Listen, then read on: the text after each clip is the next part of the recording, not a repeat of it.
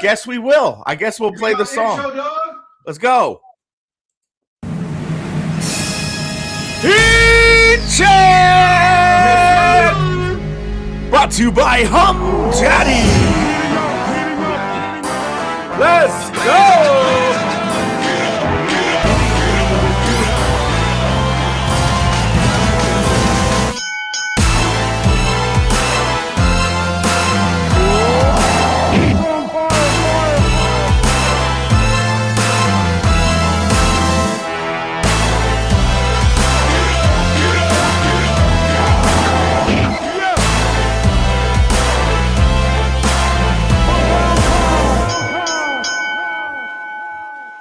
What up, everybody? What's cracking? What's shaking?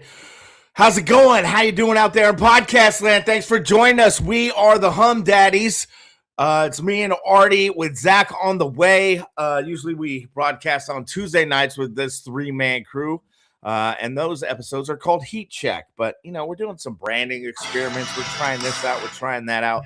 We'll see you next Tuesday for sure. But let's throw it over to Artie Daveron Artavan. How are you feeling tonight, my man? Man, I'm feeling pumped, man. I've been excited to watch this Valkyries opening night. I got that on. I'm excited about Minnesota versus San Antonio. In the back of my head, I'll sit there, hope the Giants can find a way to pull off a W, you know, but it's Friday night. The feeling's right. We got a softball game tomorrow. We got a flag football game Sunday. We got a softball game Monday. You know, so we got ball games for the kids. We got pro ball games everywhere. And I'm looking forward to just chopping it up. And this Friday night, we'll see if Z shows up. Yeah, you know, we were trying to get those of you familiar with the show. We were trying to get young Zachariah's internet connection popping. And we did a hard wire from the modem into the computer. That was even worse than his Wi-Fi. So we're working on fixes for everyone out there who admires and adores 95.7 former legendary radio broadcaster Zachariah. But he'll be here any minute. So, dude, there's so much to get into. We have there's been a lot of Giants negativity. There's some potential Valkyries hope. The Sharks got the second pick, which we were not nearly juiced about enough on Tuesday. I forgot that they were even picking the lottery, and that's on me. That's a flag on me because I'm flag on you. You're our shark. Die hard. You're our shark expert, so that's a huge flag on you. It is a flag on me, and I'll admit that. But there's so much passion in the air. Yeah, we got Shanahan to complain about. We got the Giants to really complain about. My darling chipmunk Rafael Devers already hit a jack tonight. We got the Draymond Austin Rivers beef we'll get into tonight, and then Draymond Barkley on a whole nother thing. Steve Kerr still hasn't made a decision. We know Kerr will be back. We always knew Kerr would be back. We let the gypsy steer us the wrong way for a second.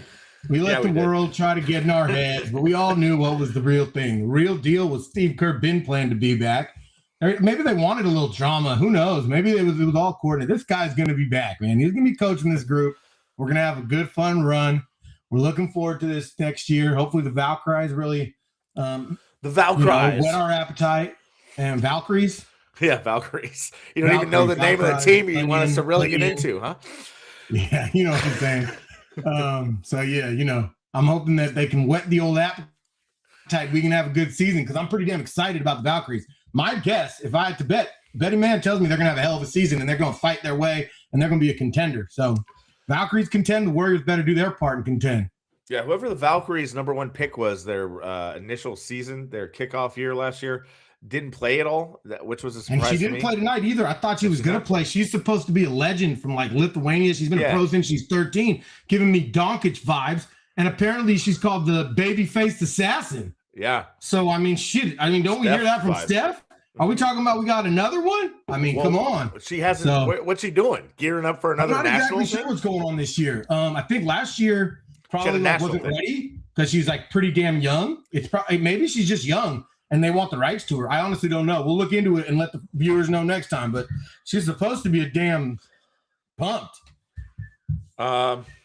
What's Sorry, I said I'm supposed to be damn pumped. I got distracted. I meant she's supposed to be kind of a Studebaker. Yeah, so we'll see. Yeah, I think last year she was doing something nationally on maybe an Olympic warm up or She was in like the B circuit. I don't know exactly what it means, but it's actually international. I'm going to learn more about it. I'm just trying to learn about it. I'm trying to wet my beak, learn more about sort of the women's landscape, but I'm excited for their season. We should talk more about them a little bit later, unless we just want to do it now. But yeah, Veronica Thornton's a baller. We'll get into it. She's balling in the first half. So we'll get into it. My darling Timberwolves looked like they were going to lose 100-3 against the Spurs early. 11-1 early. I think 11-1 or 13-1 even. One of the worst. Yeah. And what's going on with them right now? We have the Knicks are just making quick. Oh, it's tied at the half, 51-51. Spurs and T-Wolves. Everyone, put that on your TV. Enjoy that second half while you listen to us. What's up, Rags? Thanks for tuning in, and everyone that I see that is watching right now. How's everyone doing? Feel free to hop in the chat.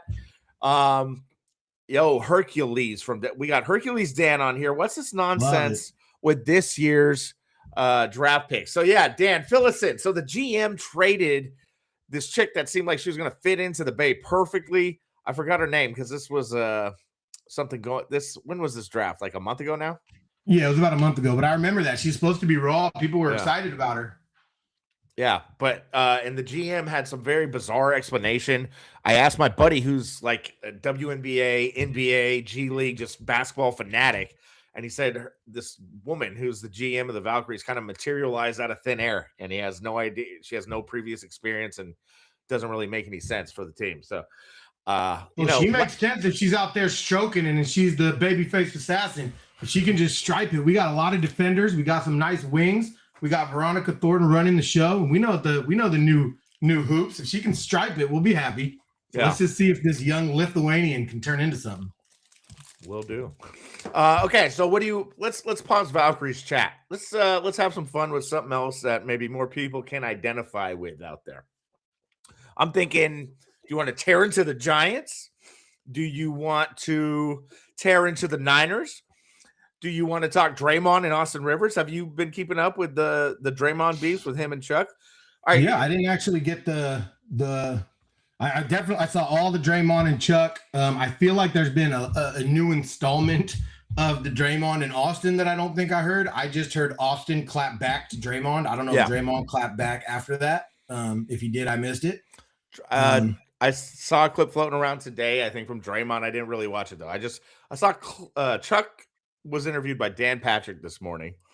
And he was pretty funny as usual. Yeah. And but yeah, what's your take on the whole Draymond Austin Rivers thing? You want to break it down while I try to get Zach on this show here?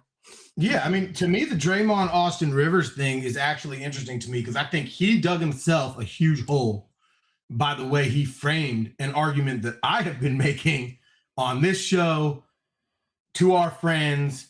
Anywhere I had a listener willing to listen, I would talk a little bit for the past few years about how the addition of Kevin Durant stunted the offensive growth of Draymond Green and to a lesser degree, but I think to a very legit degree, a Klay Thompson. And I'll start with Klay because I think it's just related and I'll make it quick. But like I think, and there's a difference here because Ray Allen sort of started as more of an athlete and evolved into a shooter, right? So if you look at young Ray Allen, he was a playmaker. And so this isn't a perfect comparison by any means, but I do believe over time, Klay may have evolved into a better, at least one-on-one player, a better playmaker if you don't have a Durant. So that was something I had talked about because I think that was showing up a little bit when we didn't have a Durant, right? We were looking for those playmakers.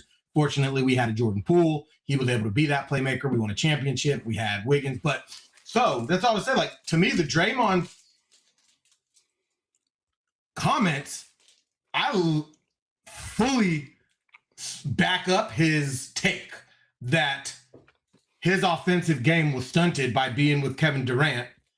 Mm-hmm. But the way he framed it as like this weird sort of big deal about Kerr, I guess it's just he probably just wants to make waves. I'm guessing he likes his show blowing up, and it's good for business to make waves. I wonder if he fully feels that way. And if he does, I'm a little surprised, but I also get it because we're human beings. And if you look back at his old tape, he was an absolute force he was a force to be reckoned with, and he was an absolutely very good offensive player. I think it was easy to attack his comments specifically because he didn't become a better jump shooter. But I don't really think that's what he's talking about. And I sort of felt him. I think he did a bad job articulating it. I don't know why he made it so much about like Kerr, but I guess he has a real little mini beef there and kind of hates the fact that it never got drawn up. I agree with some of the other folks who say you should have shown more. You should have got better at shooting. You should have X, Y, and Z. But I think ultimately I understand that take, and it doesn't shock me. And I think he got a little beat up more than I think he should have for that take. But I really hate what I saw of him, and it's the insecure Draymond we know, in my opinion. And I don't know. I don't know that that's common knowledge or common. I don't mean knowledge because it's not a fact. I don't know that it's common opinion that he's sort of an insecure, secure dude. And like, to me, he really strikes me as one of these guys that he's always posing. You know, he's always making sure you know how tough he is. He's always making sure he's there. And that really felt odd. It felt uncomfortable. I felt like he attacked Barkley pretty hard. And he did it a little bit ignorantly. I get that Barkley went at the Warriors right before it. You know, he told him you're not contenders anymore. So that's going to get you on edge. But for a guy who wants to go on TV, bad look. Made the show awkward. Everybody else had Barkley's back. Barkley didn't even have to do the talking. Kenny Smith called him on it. And I'm surprised Kenny Smith didn't go one step further, because Kenny Smith was calling him on it. He said, do you know what that looked like? He said, you looked like Houston Chuck. Kenny's like, do you know what that looked like? And he wasn't making fun of Chuck. He was like, hey, dude averaged 16 and 11 for 4 years for Houston, bro. Uh-huh. Like, dude wasn't some fat out of shape, nobody. Yeah. So there was all that. And then Kenny Smith, and then Ernie, I don't know if Ernie brought the stats out. And Ernie told him, hey, you know, and then Ernie brought out, you saw it full all the way to the 43 games where he's had more turnovers than buckets. Mm-hmm. Did you? So then he threw him under the bus there, which was pretty funny. And I thought Barkley was not. Anyway, I just thought it was like, I loved the way TNT folks handled it. Mm-hmm. And I thought Draymond came across super sort of unprofessional, super, I don't know, insecure. And I get it. Thin-skinned. Chuck's been bagging on him for years, sort of here and there, you know? So, I don't know. I mean, but it's funny because Barkley is one of the greatest players in the history of the NBA. Yeah. You know, Draymond has these championships, and that kind of goes with the Austin Rivers thing, what he was saying. He's like, dude, I got to bail out. You played with one of the top 4 shooter players maybe of all time, who's the best shooter of all time. You played with another guy who's one of the greatest shooters of all time. You played with a top 5 scorer of all time, one of the best 10 players of all time, and I got the bailout. I mean, I was actually feeling Austin Rivers clowning on him. Totally. Draymond obviously had some great points too. It was a really good beef. It's like when Nas and Jay-Z went at it. You can respect both sides. But you know what Draymond that's not respectable? What? And I hate that, especially for a guy that's good enough as Rivers, pretending like he's not on his level enough to talk to him. That's whenever you go there, it shows that you're losing. You don't actually have much to say if your talk is you shouldn't talk about it, particularly to an ex-NBA player who wasn't pathetic. He wasn't great, but yeah, of course Austin Rivers can speak on it. Like, who are you that he can't speak on it? There's never been. You have to be a great player, a great basketball player to play in the NBA. Being related to someone has never gotten you. It could get you so far. It could maybe get you a tryout. Except for, Bronny. I'd say Bronny is the only, that's the only example of someone who's just in the NBA due to nepotism. Everyone else in the history of the NBA was good enough to play in the NBA. Austin Rivers was good enough to play in the NBA. So yeah, that's complete BS. It's complete amateur hour, thin-skinned bullshit that Draymond's dismissing him to not even be able to speak to him. Give me a break, dude. I think, you know, Draymond comes off like he thinks he's better than he really was. He's a great defensive player, no doubt about it. The fact that he could guard 1 through 5 is a unique thing. That's very rare in NBA history. But you know, he was not a great scorer. He knows how to read people. He has a high basketball IQ. But just to act like he's on the level of Steph and even on the level of Clay, I think is complete bullshit. Welcome, Zachariah. How are you, sir? Well, he's still setting What's up popping, there. boys? I'm missing, I'm probably on delay as usual. You know what I'm saying? Uh-huh. What it is. Happy Friday to everybody. Art, bro, you're looking like a Baltimore Oracle right now, but that's okay. Anyways, hello, gentlemen. Yeah, I mean, all my shit's fucked up. I don't know what to tell you. So Friday, I don't know what you guys have gotten to. If you're talking about Harden being a historically pathetic playoff player, that would be great. If you were talking about the San Jose Sharks getting the deuce pick, which I didn't see until I looked at our little chat screen thing that we had going on. Shout out to the Sharks. I mean, couple of trophies coming to us and oh no. What device are you on, Zachariah? Yeah, you should move on. Brad says you're using a fax machine for Zach this show. Zach on his fax machine. You joined us again. We got Jakari back in the chat. I'm not sure Giannis's bro what to. He's saying he's a Nepo hire too for the NBA. Oh, hell yeah, you damn right. That's one of the best. Yeah, that's a definite. I'd say he's maybe a little better than Bronny, not much. Yeah, but no, but he's different. No, he's not even. No, he's not different than. He's not better than Bronny. He's fucking overtly nepotism, so it's different. He don't play. They don't pretend he's gonna get meaningful minutes. They just give him a roster spot because Giannis was like, "Give my bro a roster spot. Like, let's just keep it good." That feels different because Bronny, like, they're pretending, they're working him in. You know, they're pretending he did it. Whereas the other dude, I'm forgetting his first name. I feel like it starts with like a T or anyway. Yeah, the losses or isn't it the losses? I didn't feel confident enough to say it. I think it is the losses. That fool, that everyone knows what's going. That's like damn near the Nuggets just letting one of those brothers being on the roster. Like what? The WWE Jokic MMA giant? He's just like the 14th man, one of those big brothers. He never comes in. Couple fouls on a big dude once every like 3 months. Move on, but that's a great call, dude. Fun fact: Starkey and I were walking across the street to Chase Center during NBA All-Star Weekend last year, or maybe 2 years ago at this point, and we didn't know who he was yet. The Jokic brother with a mohawk coming off of like a cable car or a Muni. Actually, he was off a Muni. Like 6'8" too. Yeah, he was 6'8", probably 320. 350. Just looks like he's on roids. 320, bro. I mean, just a giant. And we were like, who the fuck is this guy? I mean, he looked like out of a superhero movie, like he was coming to kill somebody as a villain. I mean, dude is intense. But yeah, that was quite the sighting. The Jokic brothers. Hercules from Danville says Bill's on some tin cans and a string. Not even a fax machine.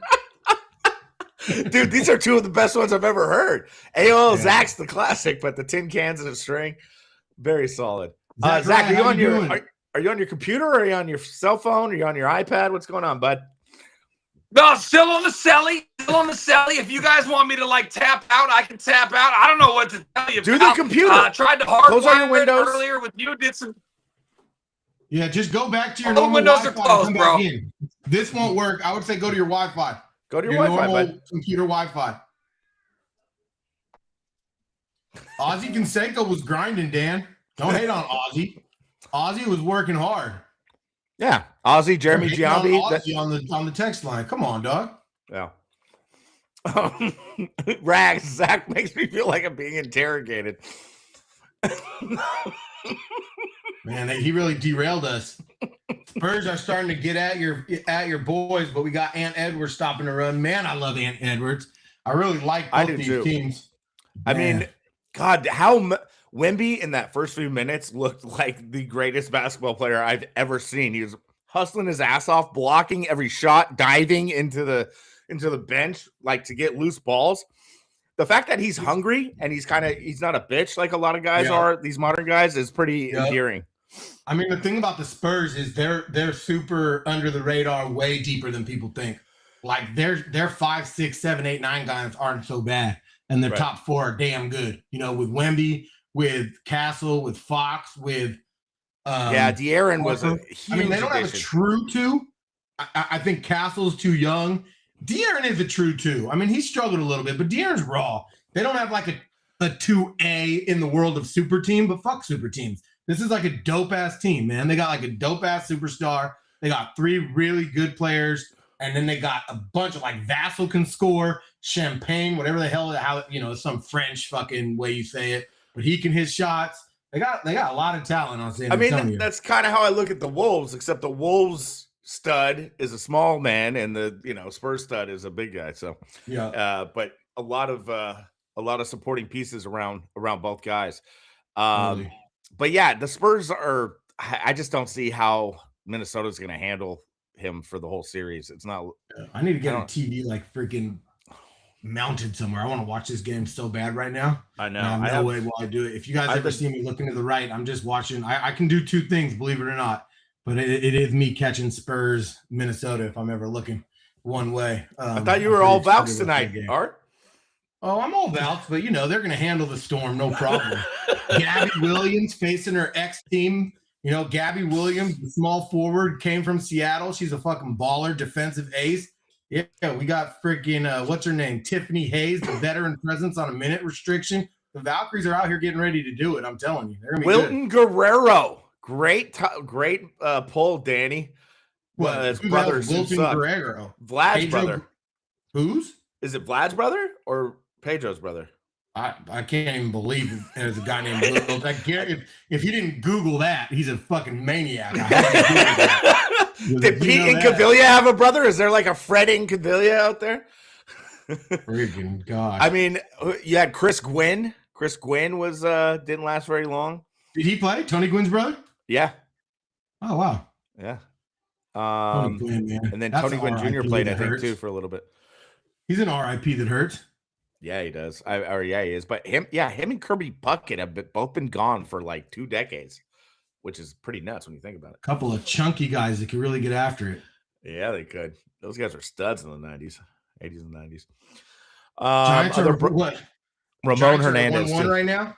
Giants are 2-1 now. They're barbecuing on McCovey Cove, and you got Robbie Ray putting it back together. Looks like he's in a groove. So I don't know how they got that second run. Maybe someone could fill us in. So I have that game on here. I wish I was watching the Wolves. It's on Prime, and I only get that in the bedroom TVs. So what are you gonna do?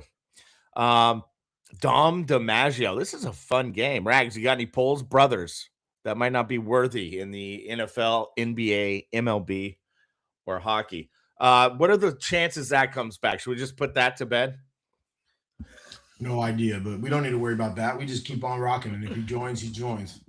We're not too worried about that. Okay, so what do you think? Is Steve Kerr? We touched on it a little bit. Steve Kerr coming back? Yes or no? Yeah, I'll be shocked if Kerr doesn't come back. I think from where it started, I'd be shocked. I'm easily played, so I was played by all the stories, played by the gypsy telling me he's gonna be gone, played by everybody making it seem like he's had one foot out the door or ready to go. I think the guy's going to be – I think he'll be back. I think we're going to have one more run at it. I'm excited to see what we try to do, and I'm expecting the worst. I have a feeling it'll be another bad year. So if you want to know where I'm at, I think Kerr's going to be back, and I think we're going to be stuck right where we were. I think at best we'll be a little better. Doing what? What do you say? Are we going after the old dudes or – I mean, what if I think that's a lot of people think we're going to get a high pick?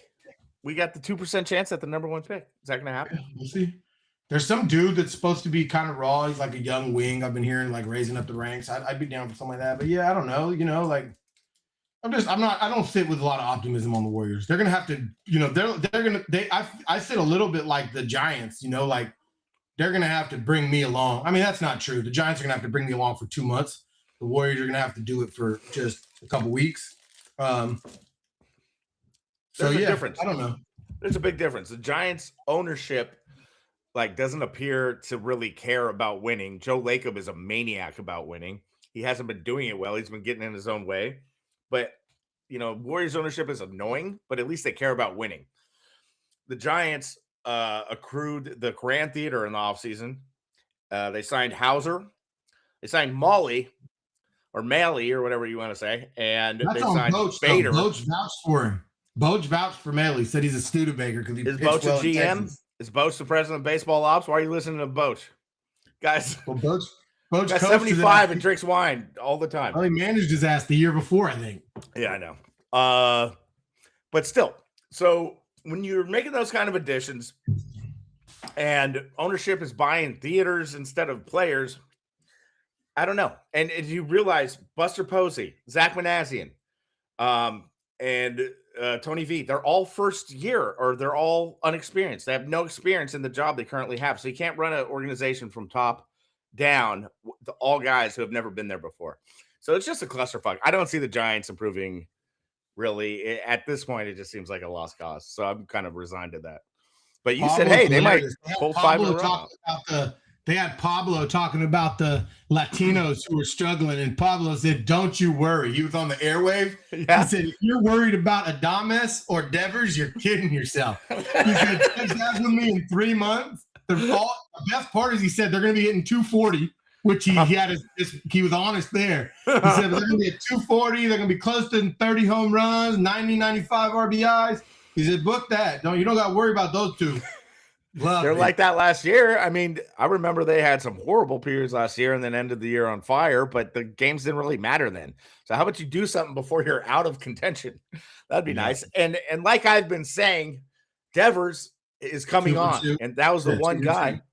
That was the one guy I've been, thinking would come on that I wasn't worried about. Hit a jack today, hit a jack their last game, had a double before that. So everybody, I'd like to take your praise and thanks for calling Rafael Devers getting back on track. It seems like he's doing that.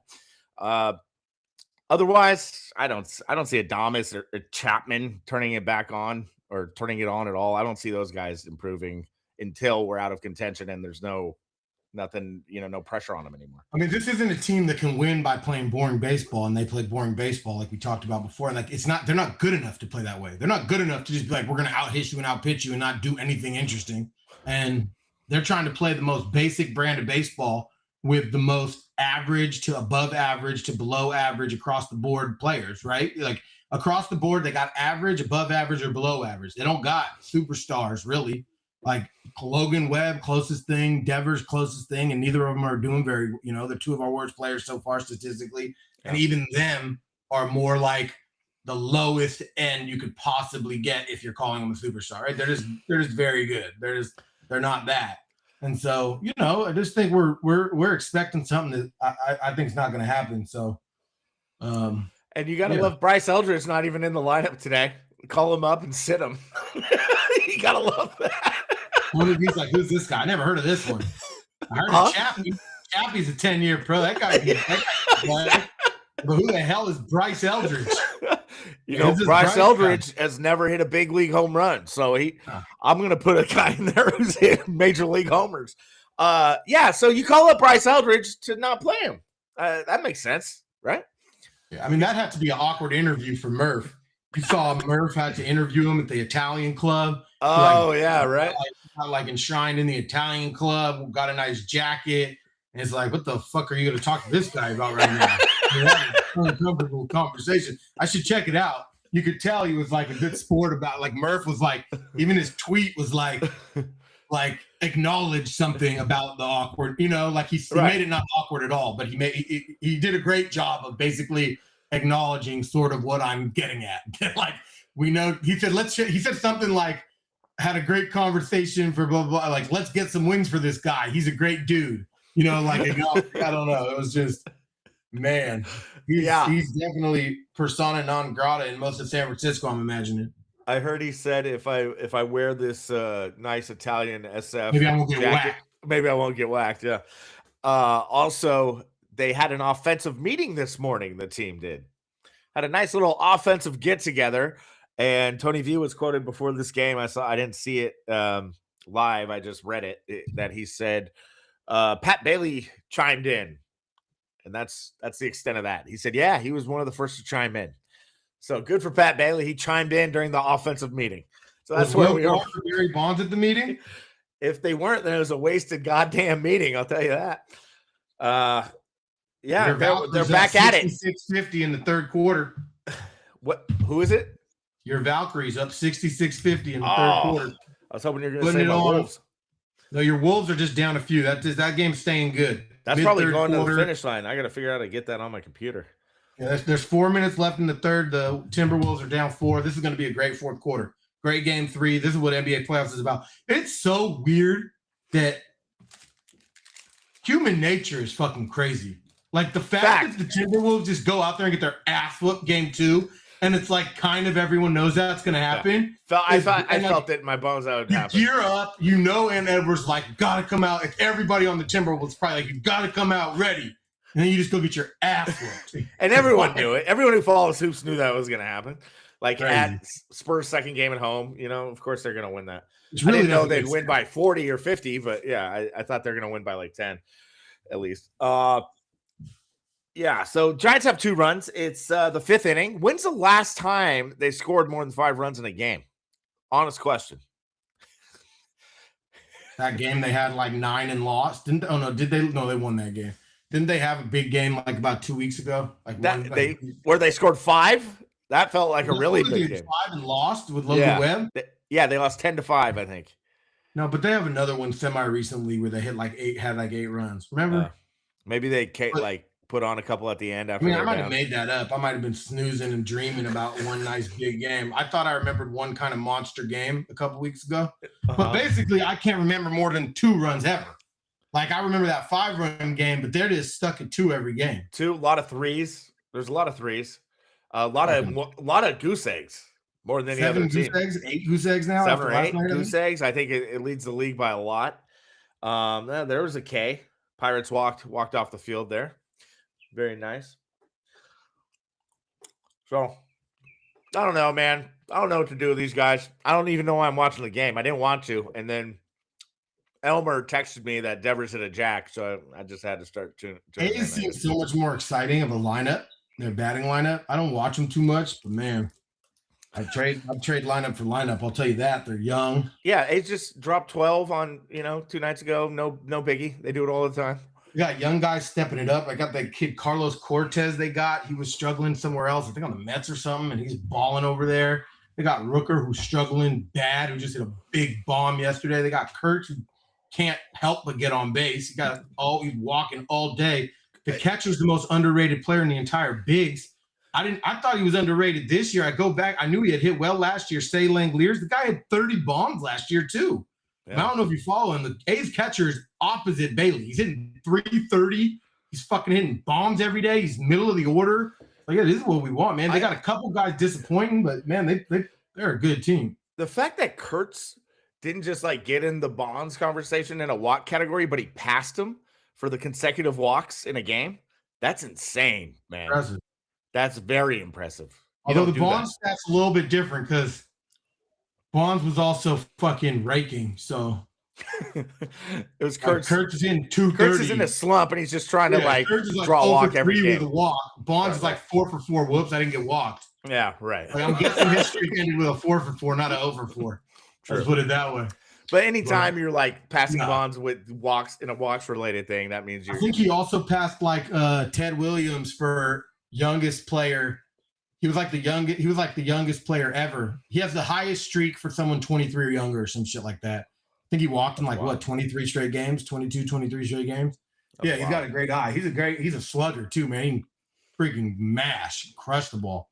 We don't have too many guys like that. Their pitching seems pretty terrible over there in Oakland, so I don't know that they're really primed to make a run. But like Zach said last time we were on the show, that division isn't very good. So it'll be a good race. I think Seattle, man, if they can't take advantage, their whole pitching staff was supposed to be so good, and they've been pretty average. George Kirby's been great this year, but guys that were supposed to be freaking Studebakers are kind of, pitching only above average. So Seattle's kind of missing, I think, their opportunity to shine in the division. Yeah, well, the A's signed their big signing was Severino last year. And he ain't done much. Yeah, he's actually their ace. He's like their ace. He's their number one. What are his numbers? He's got I don't know it, but I think it's a 4. I think his ERA is 4. Well, Webb's in the mid-5s, I think. Savali, I don't know how you pronounce it, but Savali. He was dope on the White Sox a few years ago. Yeah. And then he kind of fell off. He's revamped. I mean, he doesn't go deep, but he'll give you 5 innings, and he's gotten beat up a couple times, but he's been pretty good. Their staff's decent, but I mean, they're not. I don't know. When you look at the names, you look at the numbers. I haven't watched a ton. You're like, I don't know if this could hold up because they don't have no shove it guys. Yeah. I want to get into, since we're talking baseball, and I can talk baseball for a long time. You sent a clip of who was it talking about the old Indians team? Who was the podcast? It was Kenny Lofton. Is Kenny Lofton talking about it? Kenny Lofton. On Up in Smoke? Or what? Yeah, I think Kenny Lofton was talking with Matt Barnes. Matt Barnes. I mean, Stack check probably, but in the clip they were showing Matt. Yeah, I saw a lot of that interview a few weeks back. And then you said it again, but you were talking about teams who never won it all, who are like the most stacked, who are the best teams of all time that never won it all. And that, I feel like all of us really love that Indians team. I remember being a huge Manny Ramirez fan. Indians team is a joke how good it is. Dude, they have these Instagram clips, like reels, where it just introduces every player towards the end of the year and you see their stats, or even at the All-Star break. It's like Albert Bell, 312, 46 home runs. Tomei, 40 home runs. Manny Ramirez.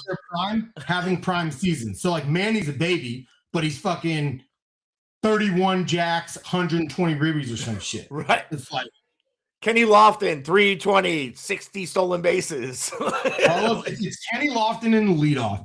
I don't remember it, but I'm going to try to guess it. It's got to be Carlos Baerga, but he could be third.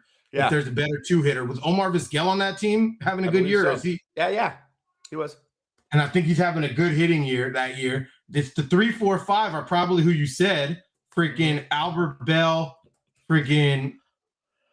Actually, is it? Are we missing one obvious slugger too? There's Jim Bell, Tomei. There's Ramirez, there's Tomei, but no, I think there's one other beast. It's Baerga. I think Baerga's a beast. No, we're missing one more too. Because Ramirez was batting like 6th. Ramirez isn't even in the heart of that lineup. And this is like what, 96 or 97? Something like that. That team is freaking absolute. And they probably got like a young Bartolo Colon.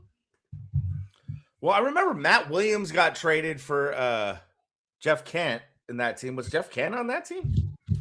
Nah. I could just find it. Was Ellis Burks on that team? It might be Ellis Burks. Hey, I think Ellis Burks was in that video they showed with that lineup.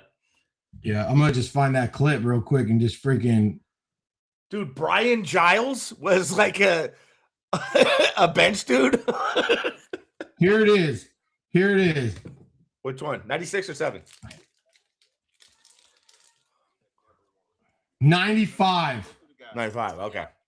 Kenny Lofton, 310. Kenny Lofton 1. Omar Vizquel 2. Carlos Baerga. Albert Bell. Eddie Murray. Jim Tomei. Manny Ramirez in the 7-hole. Paul Sorrento. And then Sandy Alomar. Keep in mind, Paul Sorrento, the season's not over. He's got 22 jacks in the 8-hole. Right? That's Paul Sorrento. And then Eddie Murray was a monster. Like, this isn't some old Eddie Murray. Eddie Murray's hitting like 320 with 22 jacks on the year. Like, he was pretty good his whole career. He never really. He probably had some roids in him. He was clearing it up. His body was feeling good, and he was stroking it. Danny's got it. Sorrento, Eddie Murray. I missed him. I probably could have just checked the line, but yeah, that lineup is freaking absolutely stacked. There's the hugely stacked. We know they're not a great team because they didn't have any good pitching, but there's the most ridiculous. 4 or 5 hitters damn near ever on that freaking Colorado Rockies team. Yeah. They had Vinny Castilla and all those boys. But one of the most obvious best teams to never win it all are Heartbreak. We got one of the biggest Heartbreak teams ever. Eric Davis, Reggie Sanders with Lofton. I can't believe we had Lofton on that team. I forgot. Yeah, dude. Sean Dunston. He was killing it for us. Billy Miller. That brings up a story. I was listening to Rich Aurelia talk about that team, and he said, I still can't fucking believe Tony Vitello said fucking, who did he say Patrick Bailey reminds him of fucking Rich Aurelia? He said when the youngster Susak had in the first 2 games when he was hitting, he said, he played catcher. I guarantee right. He said, he's going to remind some people out there of Rich Aurelia, and I was just like, what the fuck are you talking about? Anyway, I digress. I thought, oh, God, Wemby just tossed fucking Edwards going to the rim. Edwards couldn't believe it. He thought he got fouled, and then he grabbed Wemby. Let me get back on this story. Rich Aurelia said what you need to see is not these guys striking out, whiffing at everything, walking back, looking unaffected, game after game after game. He said he saw after the 2002 World Series loss, he said, I saw two teammates, grown men, sobbing after losing that game. Sean Dunston and Benito Santiago, sobbing in the dugout. Did either of them win a World Series? No, he said that was their only chance. It was the first time they were in the World Series, and that was like the end of their career. They were crying. And what a season they both had, man. Yeah. Like, these guys were old men. They were like our age, damn near. They were fucking old, and they were fucking raw. Like, Sean Dunston played well that year. Yeah, he did. Like, Benito was definitely juicing, though. But, I don't care. No, I don't either. Man, everyone was juicing. Yeah. All right. And he said at the end of the game 7, they had the rally monkey on the screen, and Benito was like, I hate the fucking rally monkey.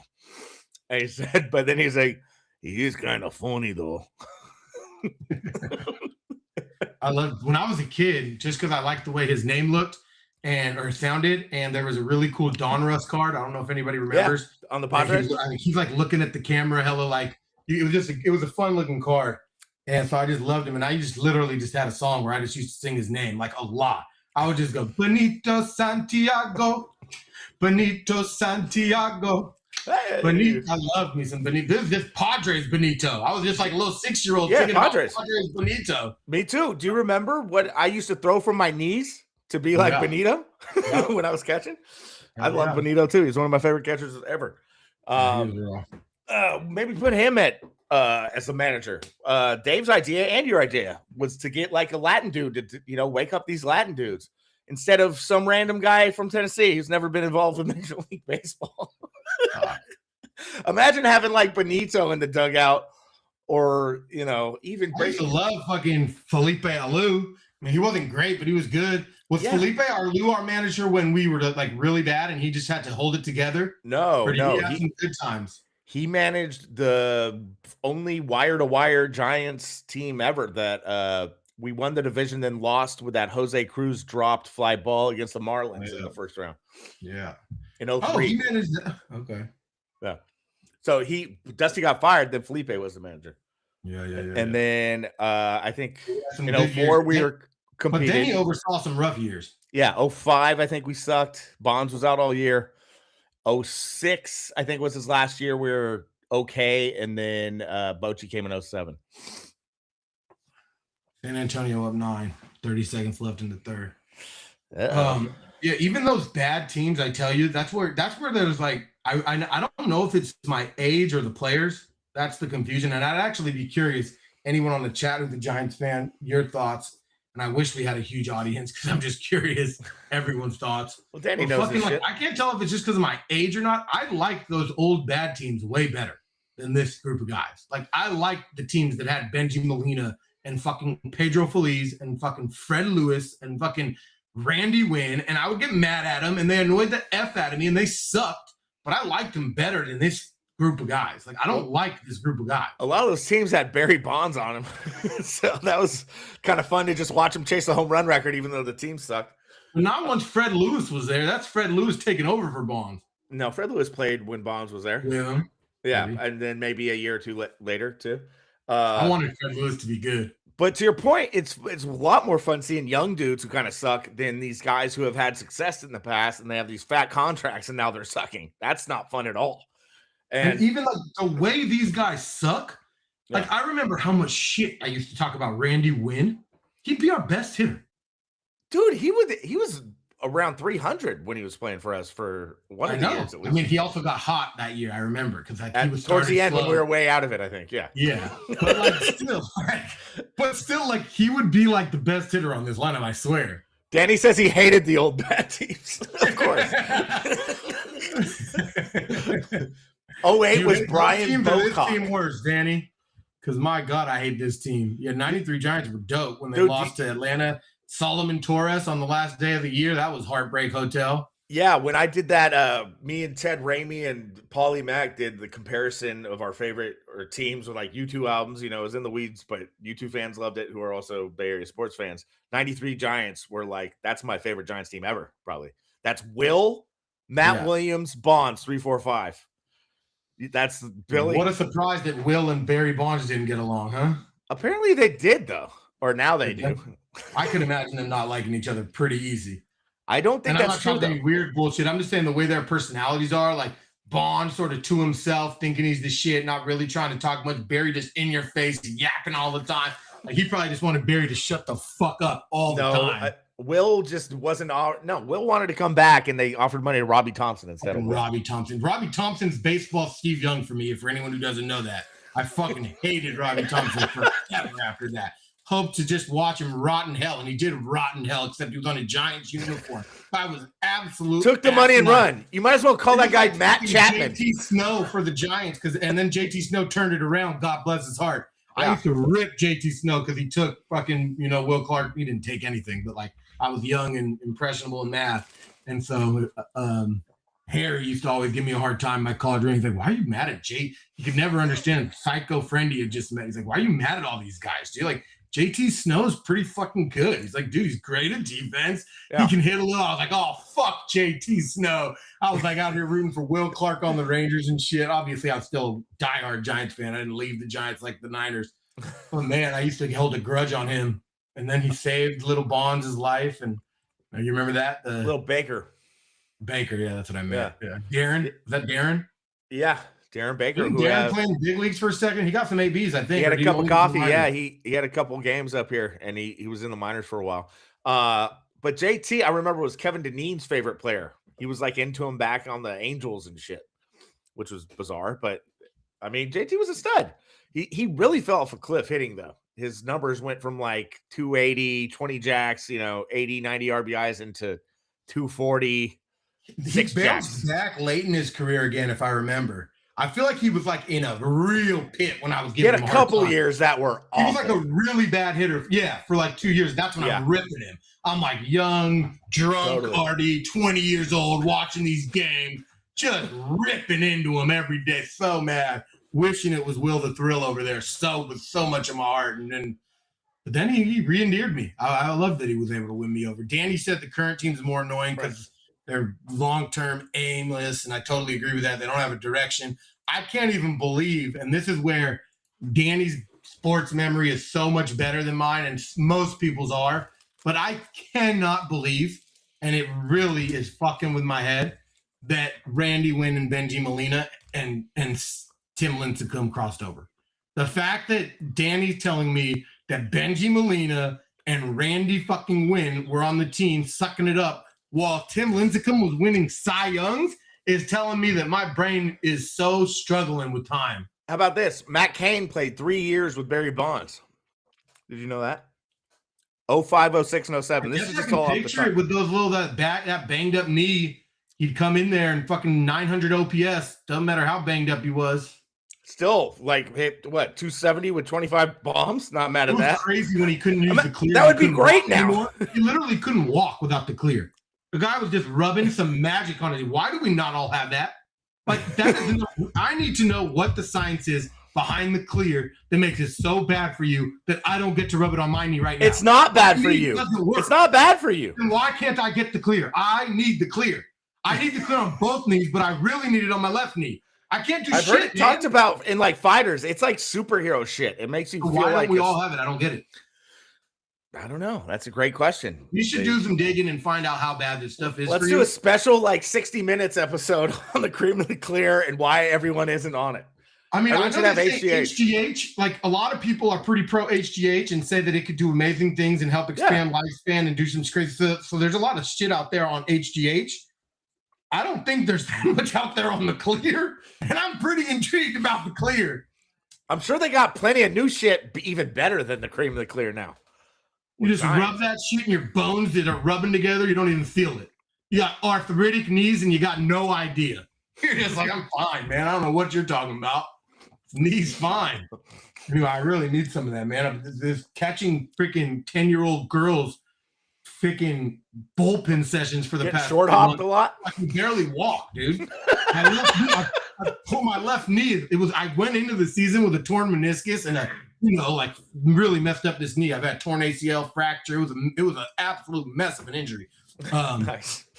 but I can fucking barely do anything. I know I'm dropping a lot of F-bombs, but whatever. It don't matter. Well, Starkey's not going to sponsor us if you do that. Not getting any sponsors anyway. We got Minnesota in the crunch time of this game, down 9, 11 minutes in the third with the ball. We got Ant Edwards on the bench. So this is where the game must survive. And we'll see if it does. We will see if it does. Ooh, great play by McDaniels. Saves the rebound. Randall gets fouled. Big play. That was an unbelievably big play by McDaniels. Talk about backing it up and really raising your sort of profile in the NBA. I would say nobody's done that more for me than maybe McDaniels in these playoffs.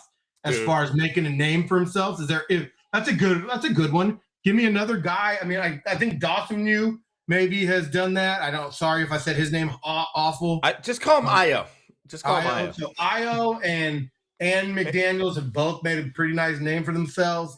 McDaniels made a name for himself as not only a lockdown defender, which people kind of knew, but a two-way guy. Yeah, for sure.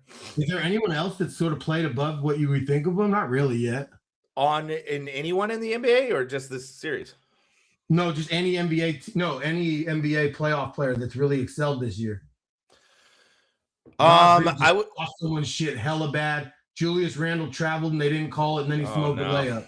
He just blew the game basically for his squad. Get him out and tell me he smoked a layup after he traveled and they didn't call it. Traveled and then was he anticipating contact and then smoked it? Something like that. It was awful. Right. Anyway. Giants, meanwhile, who do we got up? They're still winning 2-1. Who are they going to throw out there to save? You already know Ryan Walker's coming in one of these innings. You better expect him to come in. Is he even on the team still?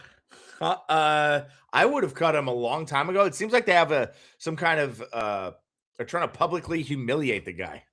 I imagine Keaton Wynn's coming in there. Can't believe you came back, Bill. Looking sharp. I like the chain. Hair's looking good. Threw some gel in the Riley. You look like a young Pat Riley or something. I like it. Tupac spitting in your face, the headphones on, Chuck Barkley in the back, 2 Chuck Barks in the background, Snoop on that shelf. Tonight was Tupac bobblehead night in Baltimore. Food for thought. How we doing, boys? How we doing, Valkyrie's up 17 opening night. About to put away the Seattle Storm. How much did you throw on it, Art? God, I wish. I'm telling you right now, we should bet the whole season. They're gonna be an absolute great team. It's obvious to me. That might have been some good value about the WNBA, and I know they're gonna be good. Hey, what have you? First of all, do you know who got me that, Art? The Snoop on the shelf, me. Oh, okay. You didn't make that obvious. Anyways, what have you boys covered over the past hour? Have we talked about best teams to not win a championship? Have we talked about Austin Rivers and Draymond Green? Have we talked about the Giants being completely pathetic? By the way, I got this little check mark thing. You guys do not score more than what happened today? What'd you guys do tonight? How are we doing tonight? We just got a hit. They held him at third. 2-1 still. Hold him up. Oh, who has 2? Giants up 2-1. We're gonna blow it in the 9th. Who's blowing the save tonight? Keaton's already pitched. Of course, Keaton's already pitched. Studebaker. Who? Keaton Wynn's already pitched. He never lets up runs. My Studi. Elliot Ramos just went oppo for a double. You gotta love it. Gotta love it. Yeah. And you know Adames isn't scoring from first to home on a double. No way. You guys have sent from some very depressing text messages between the pit thread and another thread where there's some random Giants fans. It's like you guys. I mean, it's like it's like you guys are in a bad spot. Zach 2.0, Billy. What happened? Zach 2.0. You look good. You look sharp all of a sudden. Oh, well, it took about 97 resets. A little chickadee in the Richmond area said, oh, yeah, they said that you were working on your internet and you were going to get it back. You know what ruined it, Jake? And it's not your fault, so I'm not blaming you. I'm not Leon from the Bud Light commercial. I'm not blaming you, but it was literally just that connection thing that I had stuck into my computer that I tried to try earlier. Because that was in there, it was messing with my Wi-Fi. Oh, it's still in there? Yeah. Well, it's not now, but Right. anyways, yeah. You blew it. You blew it. I couldn't even. Yeah. I mean, flag on me / not flag on me because I was trying to make the whole thing work, and I was trying. So was I. That wasn't even my idea. You know, you got Jipper sending you all these directions to buy shit. It had nothing to do with me. I was just trying to get it to happen, and I did. And it sucked. No. You did a great job. All I'm saying is that thing stuck in my computer. What was messing me up from being able to connect at all. And Art, did you see Gabe's? No, did you see Gabe's text? Gabe texted, "Why don't you just hardwire from your modem?" I'm pretty sure hardwire will work, and there's something that didn't work with it. I mean, we should try it. No. The internet worked. It was working. It was fuzzier than ever, though.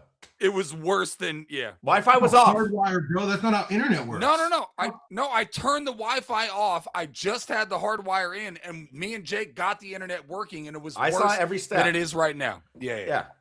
It doesn't work. The internet sucks. There. By the way, when I get Sonic the to come upload here, speed doesn't work. No, the number one thing we have to just acknowledge at this point is just going to suck is that it's clearly because of the housemates. Yeah, they take a lot of juice. Here's what I'm saying. I'm going to get Sonic, and I'm going to make them a sponsor of our show. So I'm going to be like, hey, Sonic, I'm going to throw you out a shout-out. Every single time we do a show, I want to talk about how dialed in my internet is because you guys delivered it. Here's the kicker. Free internet for me. Plus, you cash us out $200 a month. You know what I mean? I'll have Sonic all over the Bay Area. You know what I mean? So that's my game plan, boys. Zachariah, what are you dipping? The line wants to know. What are we chewing? What's in your lip? Oh, it's that organic stuff, Art, that I showed you when we were at the. Just actually exactly give it to Rags. What is it? Rags wants to know. He gets to know. He asks every show. It's the Sonic thing. It's not tobacco, bro. It's just it's got caffeine in it. It's not Zen. I can see it's brown, bro. What is it? Not Zen. No. The stuff that I showed you at Rags, he's lying. Don't take this seriously. He's smiling. He's lying. It's most likely Copenhagen pouches. God, you're such an ass. Why you gotta be such an ass? Why you gotta be such an ass and bust me out? What's the point of that? Rags is our boy. He's listening. He wants to know what you're dipping, man. Copenhagen pouches, Rags. Jesus, Art. You know what? It could have easily been that organic shit that I was actually doing. He's got mint in. Flag on you for having mint. Not mint. Flag on Rags. No. If you're gonna have mint long Copenhagen, go get yourself some Grizzly. Go get yourself some goddamn whatever you want. We don't need no. No, Rags has mint in, Zach. Rags has mint in. Oh, mint. I can't, man. Me and Artie, you probably won't remember this, but I remember it like the back of my hand. Gas out? You, me, Jimmy, Dominic, and Ben Lietman were in Mexico, and we were feeding for some chew, and we pulled off at a toll booth. At a toll booth. No, but Artie, we had to pour whiskey in it. Yeah, we poured whiskey in our dip. It was dry dirt. It was like dirt. But here's the best part of the story, and we had a lot of stories from that trip. The best part of that story is that was from a toll booth, Art. It wasn't even a liquor store or like a 7-Eleven or whatever. I don't remember where we got it at all. It was a toll booth. It was a toll booth, and he had like lighters or whatever. And we were like, "Hey, do you have any chewing tobacco?" And he's like, "Not really, but I got this." And then we got some stuff, and we poured some stuff in it. We had a great time. That was back when we were 18 years old, 2001. Dude, do you remember the attempts I had at dipping? Ended up in a lot of vomit, a lot of projectile vomits. Well, the best story. Not dip, and then he'd be like, "I'm going to drink a 40 while I dip." Good luck, 17-year-old man. Hang on. To tell the story better, just so the people know out there, me, Artie, and Jake, the trio at the time, went to a park right off of Spruce Street, right down the street from my house. I don't think he dipped that night. That was just 240 night, but keep going. No, we smoked a beanie. Agreed. Yeah. All that's true. You're right, Art. That was not a dip night that he threw up. It was just the 240 banger. Yeah. But here's the bad thing that you know about Art, and you should know. Art's got a big heart. He's one of the best human beings I've ever met. But he is a really diabolical son of a bitch. And he knew the whole time. He was telling me, he was like, he's not going to make it. He's like, you see the guy? I was like, what do you mean? He's like, he's gonna puke soon. I was like, well, then we should tell him to stop drinking. He's like, Let him go. Let him go. Next thing you know, about 15 minutes later, Jake's just like, or it's like, let's hope Big Rick, Big Dick, and Nina aren't listening to this. I'm like, but yeah, we had some good time. Art, we could have prevented that. He's like, nah, man. He's got to get it. Was meant to be. That's what we were going for. We were going for deep, high ounce numbers. Drink till you. But I didn't want to see. But here's the thing.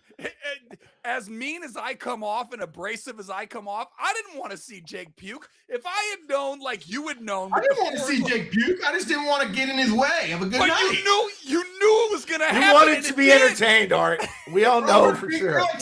You were like, actually, I'm upping our ages. Like, if we're being honest, we're like 14 and 13, I think. Yeah. But, I mean, that night at the pit, it was with like seniors. I was a freshman. You were a sophomore. You guys, we went to the park after, And by the way, it wasn't drinking; it was the dip. Like I've always been horrible at that shit. I remember Zach one night. But Art's right. That night was just the 240s. Well, this is the first. I've been pretty sure the first night Jake ever drank was at that park. Yes, and he had 240s. Yeah, yes, and he did his second 40. The first time drinking when they buy 240s. He had 240s. I'm not standing of malt liquor. Let the man have 40s. You saw it coming and allowed it to happen. That was going to happen either way. Yeah. I think it was a 40 in a tall can, actually. We weren't having 240s for 13-year-olds, really. I think Jake was on his second 40. I think. Yeah, Ben brought out some like hot 40. He said he was hiding under his bed or something, and that was my second 40. Ben was the early 40 drinker. Ben started drinking Mickey's in 8th grade. And then he stopped and never did it again before anyone. Well, because he got caught with a bunch of stuff under his bed. Best story that I'll ever tell was me and Artie, about 17 years old. 17 years old, Art and I, walk into a liquor store. Oh, shit. Minnesota down 3, 6 minutes left. They came back. Sorry. I got to get there.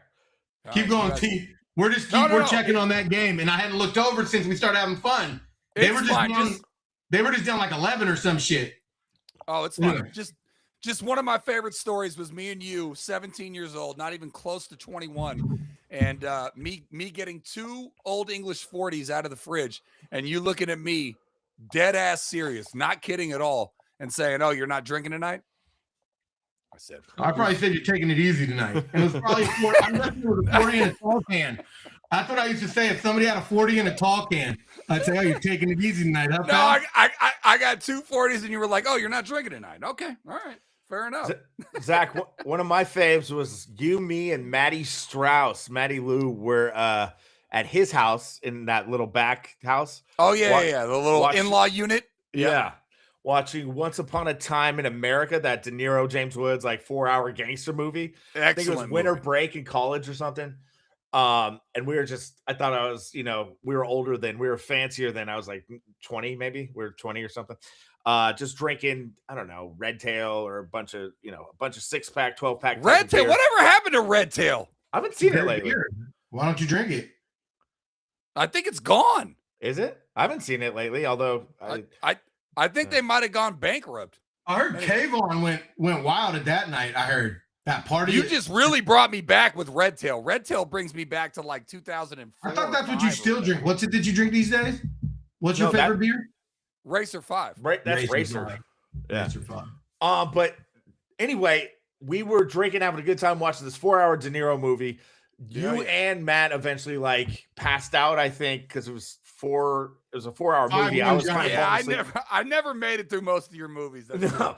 And I think you were like, "Oh, let's take a dip real quick." Like towards the end, I took a dip. Projectile after drinking the whole night. Projectile vomit outside. Just walk home from Albany back to Big Dick and Nina's house. And I think that was Richmond. Yeah. That was one of the last times I ever dipped. I was like, "Fuck this." Every time I dip, I yak. I'm done. Dip's rough. How about you're forgetting Jake's best dip story ever? I mean, it's an easy one. What? It's a sober dip, but it was unbelievable. Wait, Zach, what? you might not have been there. Oh, the baseball game? Oh, yeah. Yeah. Zach wasn't there. It's me, you, Marcos, and Dom, I think. This fool Jake basically almost passed out from a dip and was like throwing up in the dugout and spitting up everywhere. And it was like 100 degrees. We were all hella hungover, did a party, and we're playing. And we're fucking like in a hella close game. It's like, 6-5, sixth inning, and Jake's up to bat like next, and he's like puking like out. And he's like lying down, literally lying down, like making noises. And we're like, dude, you gotta fucking go, man. You're up now, dude. You're up. You're not on deck. You're up.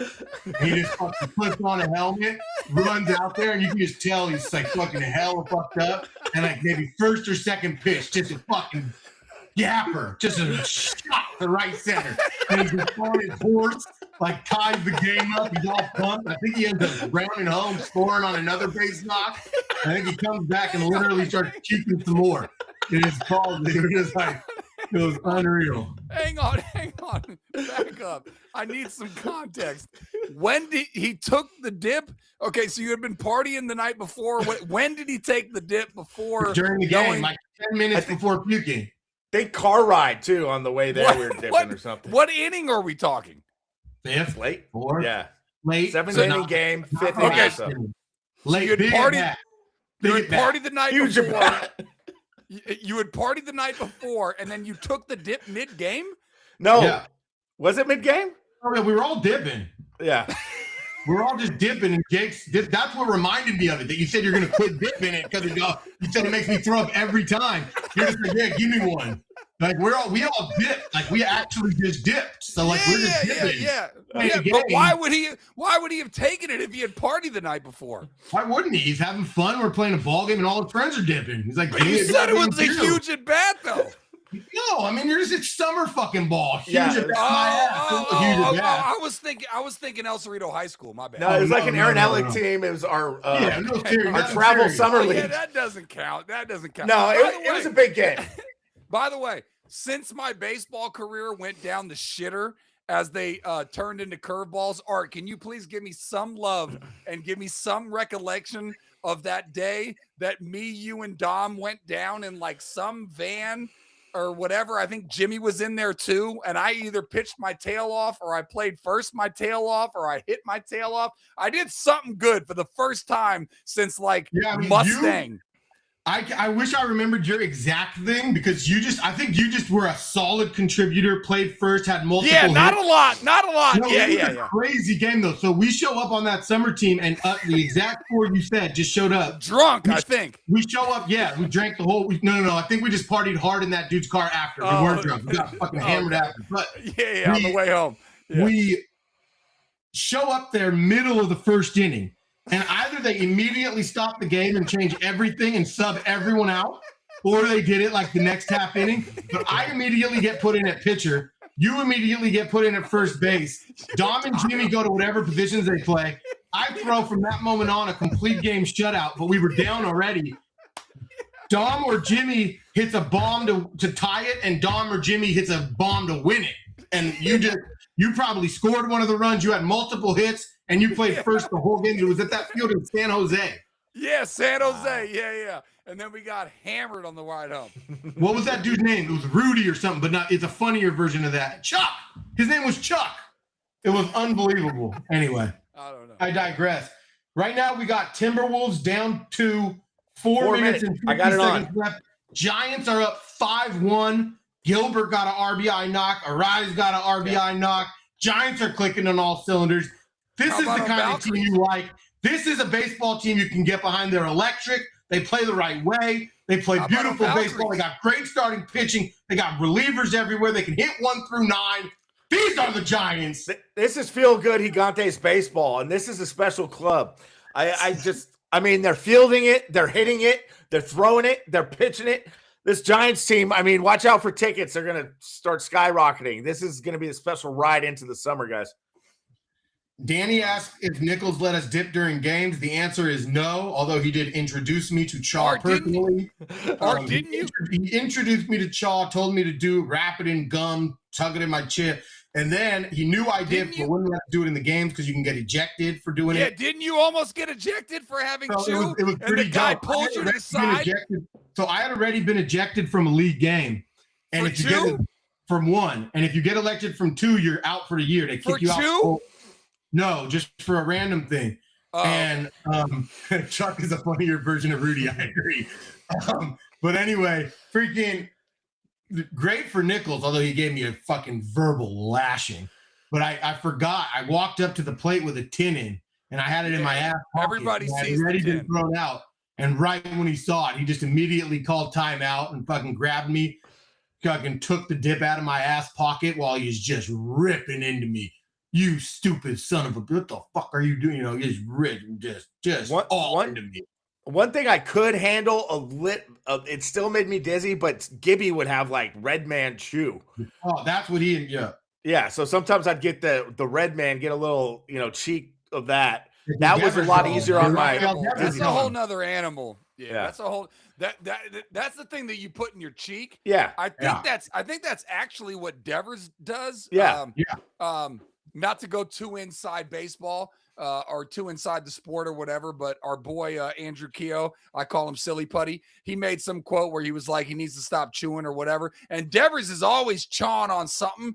I don't know if that's chaw or dip. I don't know which one it is. You can't have that much dip. That's like 2 So canisters. it's chaw. Yeah, I know.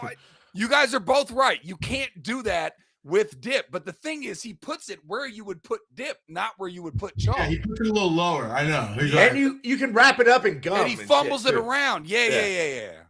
That's what Nick used to do. What a fucking kind of sick weirdo you gotta be to do that. And I love Coach Nick. Actually, I loved him as a coach. I really did. A lot of people hate on Nick. I kind of like Coach Nick. But sick for what? I think you gotta be sick to teach a kid how to chew. The guy taught me how to chew. Coach Nick. Did you ever sit shoddy with him on the ride to hang on, back up. Taught you how to chew? What does that mean? Provided me the big league chew, provided me the chalk, gave you tobacco, told me to chew the gum, told me to do it, told me to put the chaw in, wrap it up, get it in there. You want to feel old? Hey, you want to feel old, Art? Nothing will make you feel older than the fact that a coach gave you tobacco. Think about that happening. You're coaching out there, the 10 and under. Think about you giving somebody tobacco. I mean, huge free with 3:27 left, down 6. Yeah, you'd literally go to maybe jail. Probably, yeah. Well, you'd be fired. Well, yeah. You wouldn't be the coach immediately. I don't know if you'd go to jail, but yeah, you might face some charges, maybe some fines. Child endangerment? You're telling me that this guy misdemeanor child endangerment. Think about the summer camp counselors, guys, and the basketball coaches and shit. When we were young, they didn't give us anything illegal. No, but they would like pants kids and stuff and steal their lunches. It was pretty gnarly. Nothing illegal. Artie's telling us pantsing children isn't illegal. No, Artie's telling us on blast right now that a grown adult gave a minor tobacco. That's crazy. Yeah, Nick, the guy loved a punting drill. My guy, that would be like me giving my nephew a cigarette. Or like Jake, you'd be like, "Hey, can you watch Jordy?" And I'm like, "Yeah." And then you pick him up, and he's just smoking a cig on the front. A 2-year-old? Do we need to cut this? Well, do we need to cut this out? Or is he retired? Is Coach Nick retired? Dead? No, Coach Nichols. He's not dead. What are you talking about? No, dude, he was just the head coach. He was the manager at Julian's school of the baseball team, and now he's somewhere else close by. We need to edit this out, pal. We're live, guys. Yeah, but we can edit it out later. We only got a few people listening. All right, what did you guys cover? We got a lot of people right now. The numbers are pretty big. Well, we should edit this after the show to not make this whole thing that obvious. There's no way to do that. Nobody cares about your nipples. Well, Coach Nick, man, I got nothing but love for you. Hopefully this clip never gets back to you, dog. I appreciate it at all. Sorry. Nichols watches too, dude. He follows me on Facebook, and I posted a link to the show. And he'd probably hold the L. This up. How about that? Can you assure me? Can you just assure me we don't clip this up at least? My God. Sure, I assure you. If you clip this up, you know. And then tag him on Facebook. What did we cover in the first hour, boys? We were just kind of going down Giants memory lane and how bad they are and other bad teams, stuff like that. About me, but if you can't get a dollar out of me. Because I'm a Mo-M-P-I-M-P. Yeah, you can't. You can holler at me. Yeah, you got to keep going, man. Jeez, I'm crying. I don't know the words to that song, dog. That's a tough one. You don't know the words to PIMP? It's like the most simplest words to know possible. Anyways, Hey, one of my favorite I memories know of the Jake chorus. is every time a 50 here. Cent album came out, he would show up to my house with 240s, and then we'd watch like some Italian gangster shit with 50 Cent playing in the background. Yes, me, J. Lou with the muscular chest. Oh yeah, I heard the chest is getting good. You're out there, taking protein. Yeah, dude, I'm on the I'm doing the dirty bulk, just getting cut, getting nice and nice. What's that Jai's looking like, boys? Since you spent 5-1 Giants. You got Matt Chapman, Mr. Whiffhamsworth up himself. Gotta love it. Spurs look like they're and a swing and a miss, Matt Chapman. Spurs look like they're going to be going up. No, it's a 4-point game. 4-point game. So you boys have not covered Austin Rivers and Draymond Green. We talked Day a little bit. We talked it. Oh, okay. All right. What's your take though, Zach? Yeah, I'm going to say, you give your take. I already gave my take, but you give yours. I honestly think that, I think I'm probably on the higher level of people that respect and love Draymond. Certainly Andrew Keogh, shout out if he's listening. He's probably not, but he hates his guts. And there's a lot of people that think that he's not great or whatever. I think Austin Rivers made a lot of salient points. And for the most part, I agree with what he said. He's like, look, in high school, I was better than you. In college, I was better than you. You lucked into a very fortunate situation. Now, I can say that two things are true at the same time. One, Draymond was perfect for the Splash Brothers. They needed a guy that was going to play defense and be tough and not worry about his offensive game. And Art's talked about how maybe his offensive game got, sort of stunted, if you will, based on the fact that they had KD and you had the Splash Brothers, of course, right? So, like, that could be true. Also, Austin Rivers points out a great point. He was left wide open, and the mother bleeper could not make jumpers. So I don't know if that was not him working on his jump shot or whatever you want to call it. But the bottom line is, Austin Rivers made a bunch of great points. He gave Draymond a bunch of love. Draymond looks like the guy that is being, whatever the word is, being not civil, being petty. Draymond looks petty in this scenario. It's like, dude, he's saying that you're a Hall of Famer. Austin Rivers knows that you're a Hall of Famer. Austin Rivers knows that you're not a Hall of Famer. But Austin Rivers is also pointing out you also lucked into a situation where you have 4 championship rings because you played with the greatest shooter and arguably a Mount Rushmore or at least a top 5 player in Steph Curry. So if Draymond Green had gone to the Wizards, would he be a Hall of Famer? Probably not. So Austin Rivers made a bunch of great points, and Austin Rivers was not being a dick.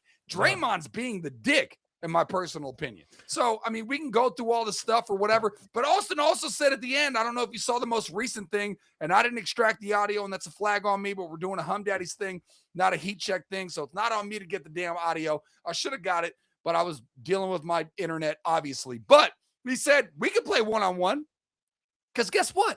I'll bust your ass one-on-one. And I would take Austin Rivers as a minus 350 favorite in a one-on-one matchup with Draymond Green. He would bust his ass. Now, he made a joke saying you can't just hand the ball off to Steph to hit a 3 in a one-on-one matchup. The point is, he's better than Draymond Green. He'd have to score on Draymond Green. That might be kind of hard.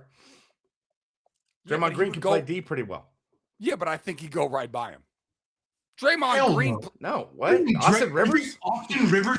If Austin Rivers is going to go right by Draymond Green, you then think John Morant? What are you talking about? Draymond Green guards everybody on the court. You don't think 1 he's through 5 Austin Rivers?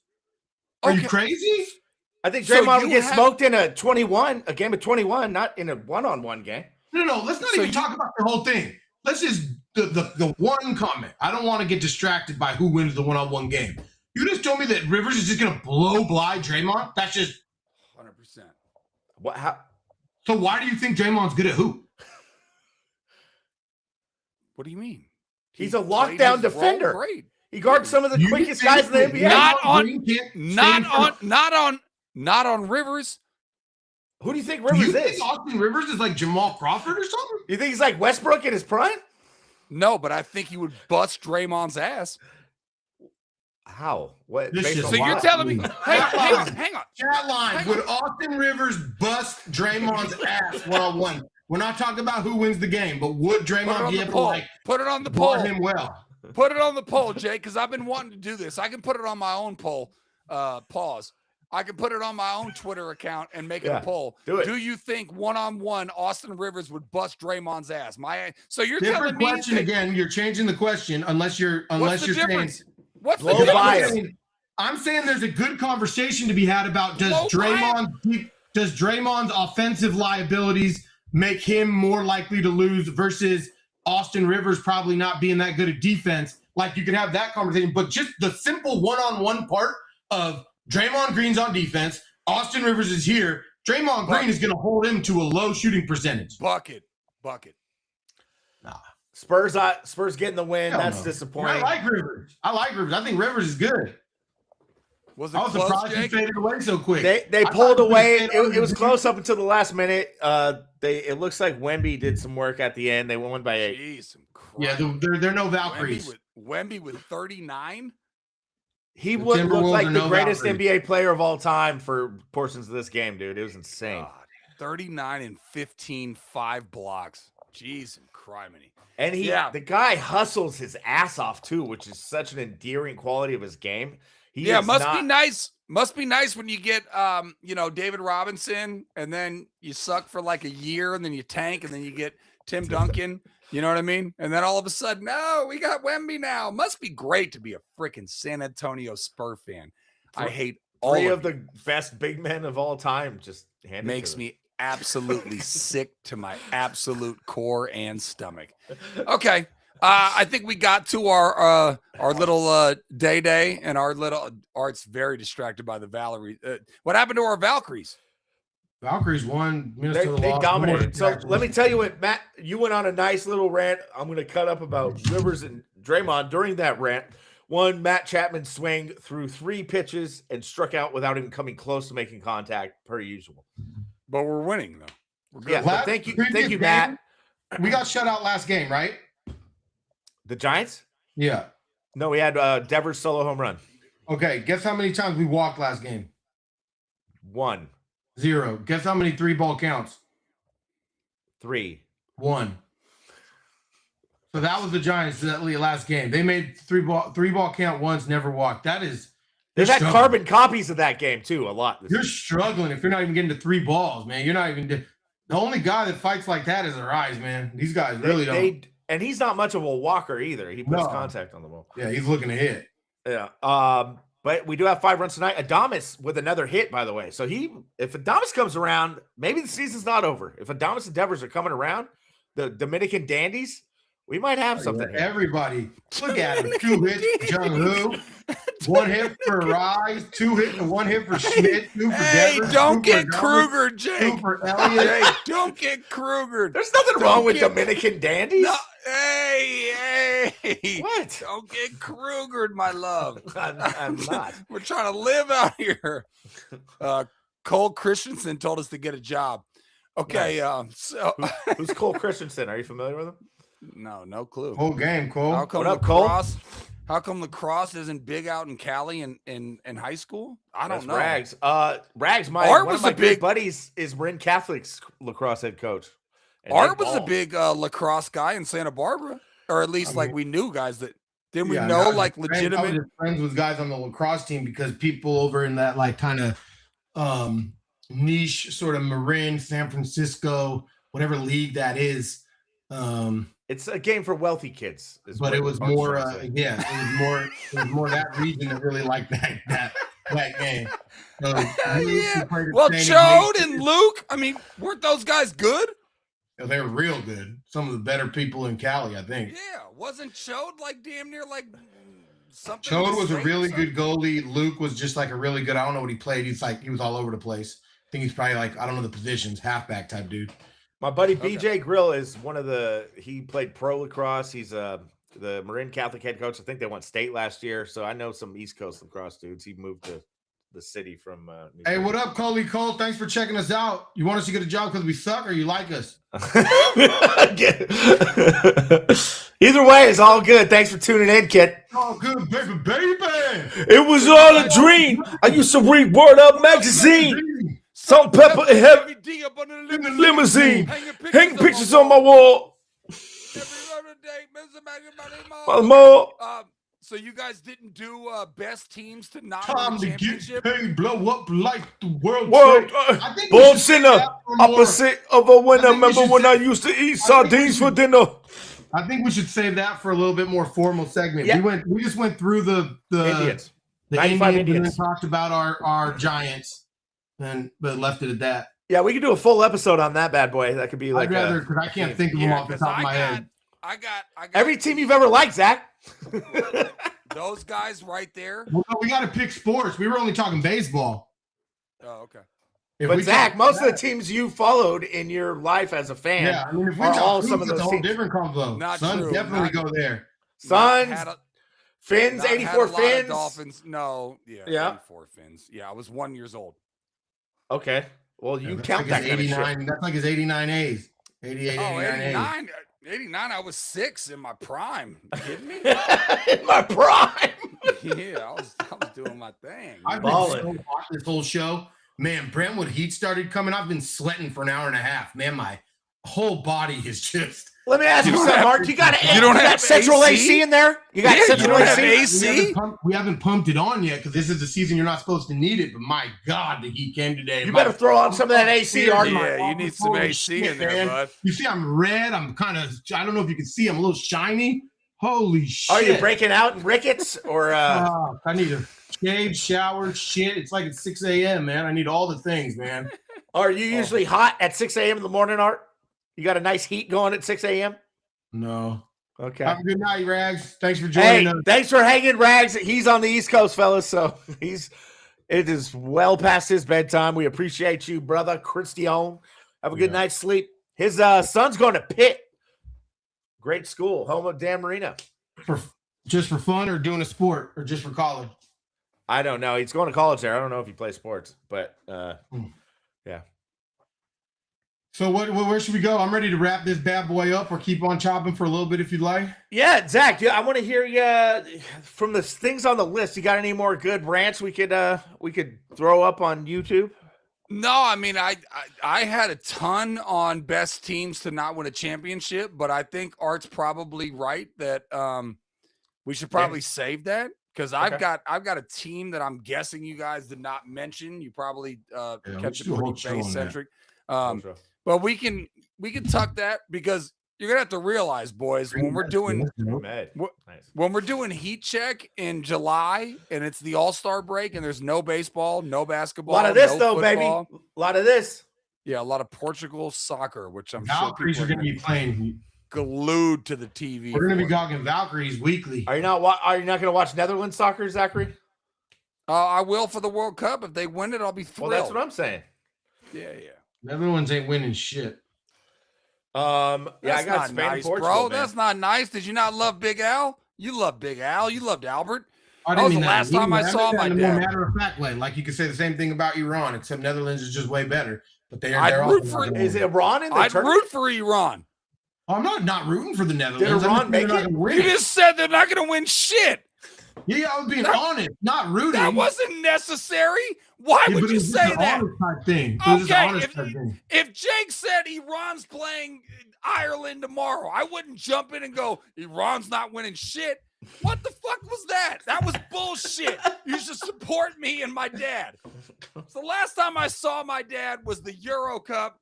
I was dressed in all orange, hup, drinking Heineken. I said, Dad, come watch the World Cup final against your disgusting Spaniards, Jake. And he was like, just call me and tell me what the result is. That was the last July 7th, I believe it was. He died on July 10th. Anyways, Wow.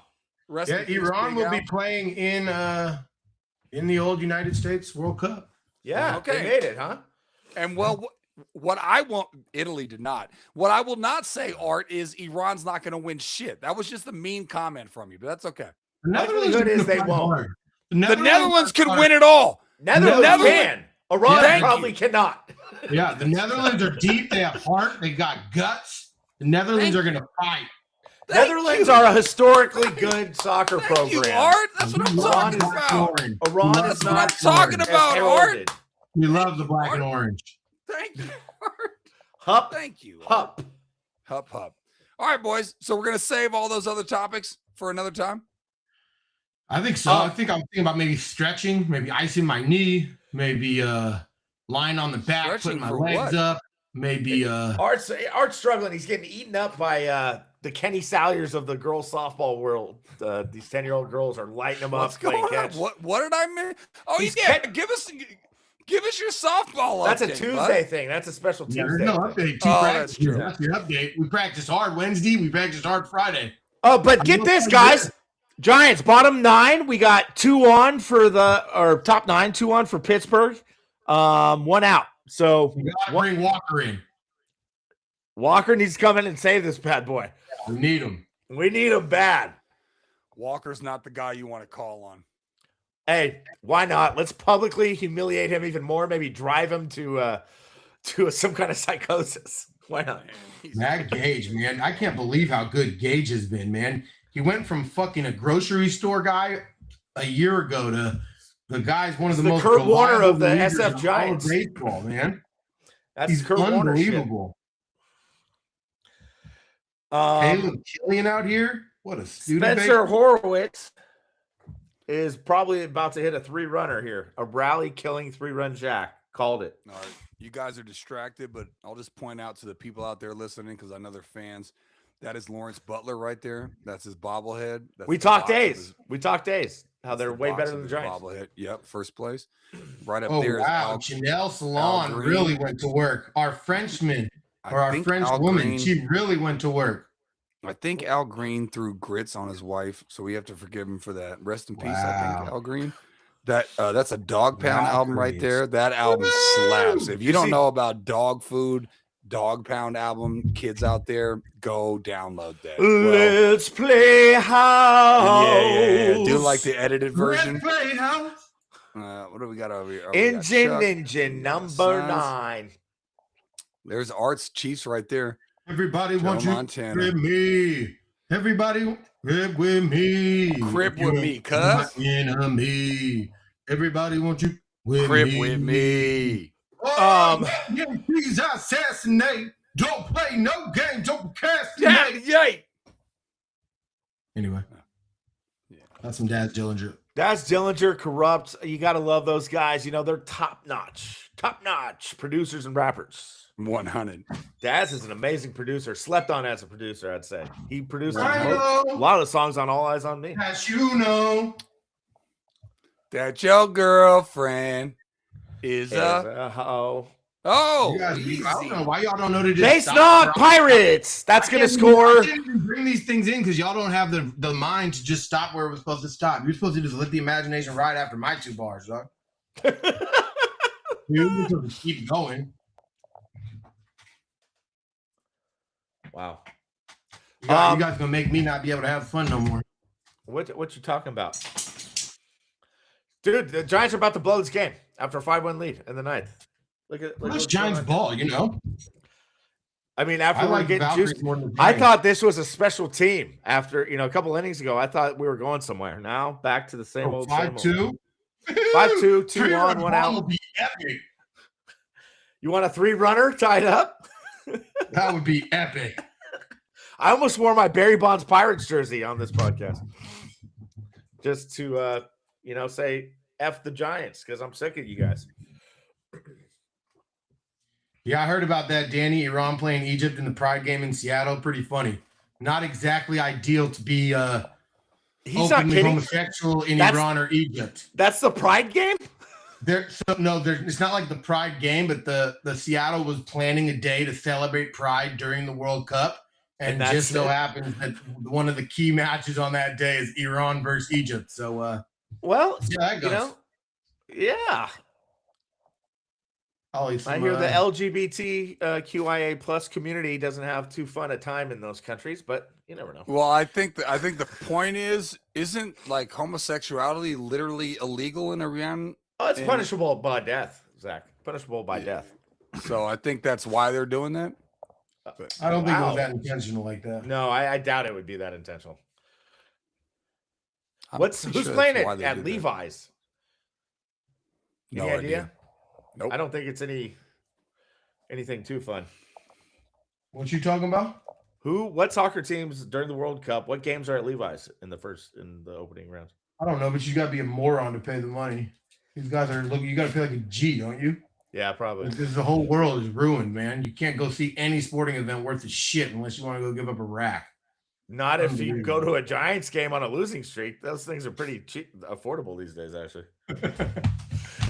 Let's check how much World Cup tickets are. Levi Stadium. How much you think we're getting in for, Bill? I think nosebleeds are probably 1,200. Maybe 800 minimum, yeah. 800. All right, I'm on Tick Pick. I never heard of it. World Cup tickets. Oh, they're dirt cheap. We should go. What? 450? God bless. We should be going. Qatar versus Switzerland, $200. Who the hell wants to see Qatar versus Switzerland? You know, there's no way Qatar actually qualified. That has to be one of those crooked FIFA deals. Tell me what a Dutch game hits for. I'll be there in spades. Where are they playing? Here's the problem with soccer, and let's just put the rat on the table. Let's be honest with all of ourselves. Hey, Not enough scoring, man. Not enough scoring. Are you kidding me? Some of those EPL games now that we have our darling Powder Blues have been so. What happened to our Powder Blues? Oh, maybe we should go They to SoFi. tied against Iran Everton versus New Zealand at SoFi, $250. That's affordable. Oh, Say You want to go check out Jakari's Iran? a big soccer guy. He said Arizona has cheap games during the World Cup. Damn, you going to a game? Are they playing World Cup in Arizona? Yeah, probably. That's why I said it. Probably at that Glendale Stadium. Jakari said they're cheap. They're all kind of cheap. You can Oh, see he said all Jordan sports versus 'cause he lives there Algeria now. for $141. Jakari, is there a game at that Glendale Stadium or wherever the Cardinals play? A World Cup game? Let us know in the chat. I'll go. Gunners. I don't know what he's talking about. God bless him, though. That's God probably an bless you, MLS Jakari. team, I'm guessing. The MLS Phoenix Gunners or something. Who knows?